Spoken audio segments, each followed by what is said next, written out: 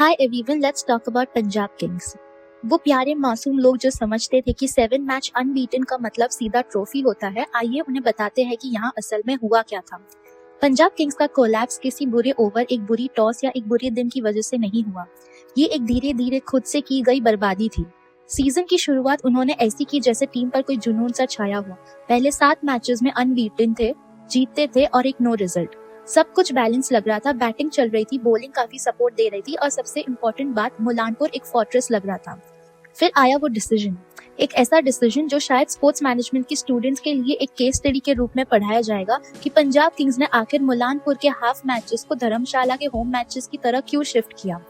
कागज पर देखो तो सब परफेक्ट लगता है, पहाड़, ठंडी हवा, पोस्टकार्ड जैसे व्यूज, इंस्टाग्राम रील्स के लिए ड्रोन शॉट्स, बहुत एस्थेटिक, बहुत ब्रांड फ्रेंडली, बिल्कुल ऐसे जैसे चलो क्रिकेटिंग लॉजिक को साइड में रखते हैं और कंटेंट पे फोकस करते हैं वाली चीज। लेकिन क्रिकेट एस्थेटिक्स से नहीं जीती जाती। क्रिकेट जीती जाती है रिदम से, फेमिलियरिटी से और उन कंडीशन से जो आपकी टीम की स्ट्रेंथ को सूट करे। और पंजाब किंग्स के लिए मुलानपुर ने ये सब दिया था। वो उनका असली होम फोर्ट्रेस बन चुका था। पिच पर बाउंस था, पेस था, प्रेडिक्टेबिलिटी थी। इसी वजह से उनके एक्सप्लोसिव ओपनर्स प्रियांश आर्या और प्रभसिमरन सिंह अपना नेचुरल गेम खेल पा रहे थे। फ्रीडम थी, कॉन्फिडेंस था, फ्लो था। वो बॉल के थ्रू लाइन हिट कर सकते थे, पावर प्ले में गैप्स निकाल सकते थे और पहली बॉल से ही ऑपोजिशन पर प्रेशर बना देते थे। यही थी पंजाब किंग्स की पहले हाफ की पहचान, फास्ट स्टार्ट, फियरलेस बैटिंग और स्कोरबोर्ड प्रेशर।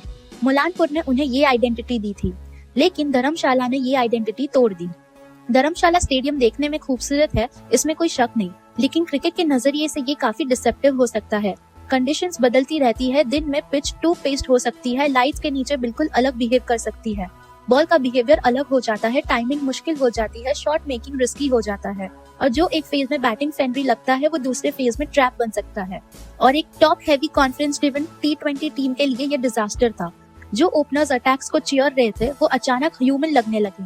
मुंबई इंडियंस के अगेंस्ट स्ट्रगल हुआ, रॉयल चैलेंजर्स बेंगलुरु के अगेंस्ट तो हालत और खराब हो गई। प्रियांश आर्या डक पर आउट, प्रभसिमरन मुश्किल से कुछ रन्स। पंजाब जिस फाउंडेशन पर पूरा सीजन टिका हुआ था वो फाउंडेशन ही गायब हो गया ओपनिंग में। और जब टॉप ऑर्डर गिरता है तो नीचे सब हिलने लगता है। मुलानपुर में मिडिल ऑर्डर क्रीज पर आता था जब प्लेटफॉर्म रेडी होता था।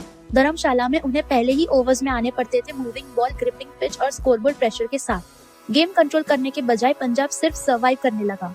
यहीं पर टॉस का प्रेशर भी सामने आया।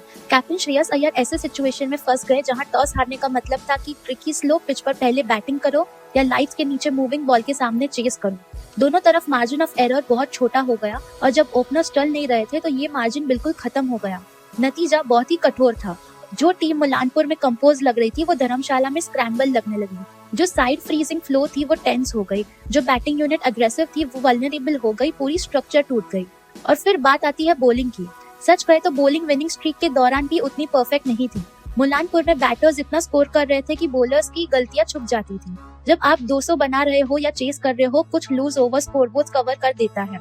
लेकिन जब बैटिंग कुशन गायब हो गया तो बॉलिंग माइक्रोस्कोप के नीचे आ गई और वहां तक टिक नहीं पाई। कंडीशंस के हिसाब से अडॉप्ट करने के बजाय पंजाब के बॉलर्स ने ओपोजिशंस को वही दिया जो उन्हें चाहिए था। Short ball, wide ball, half volleys, ऐसे कटर्स जो पिच पर रुक कर सीधा हिट होने का इंतजार करते थे। प्रेशर क्रिएट करने के बजाय उन्होंने जेनरोसिटी दिखा दी। दिल्ली कैपिटल्स के अगेंस्ट विनिंग पोजीशन हाथ से निकल गई। मुंबई इंडियंस के अगेंस्ट रूटीन चेस को केकवॉक बना दिया और आरसीबी के अगेंस्ट तो बिल्कुल फीस्ट लगा दिया। और फिर आती है उनकी फील्डिंग। अगर बैटिंग कोलैप्स शुरुआत थी तो फील्डिंग ने उसे और तेज कर दिया। एक क्रूशियल कैच ड्रॉप होता है तो मोमेंटम शिफ्ट होता है, दूसरा ड्रॉप होता है तो प्रेशर डबल हो जाता है। धीरे धीरे फील्डिंग इन्फेक्शियस हो गई। एक गलती दूसरी गलती को जन्म देने लगी। कैचेस टूट रहे थे, ग्राउंड फील्डिंग स्लोपी हो गई और सिंपल चीजें डिजास्टर बन गई। इस लेवल पर आप इस तरह सर्वाइव नहीं कर सकते थे। आप एक एलीट T20 बैटर्स को एक्स्ट्रा लाइव्स देकर मैच नहीं जीत सकते। आप प्रेशर मैचेस को हाथ से फिसलने नहीं दे सकते। आप ऐसे फील नहीं कर सकते जैसे हाथ में साबुन हो और फिर जीत की उम्मीद रखे। बॉडी लैंग्वेज सब कुछ कह रही थी उनकी।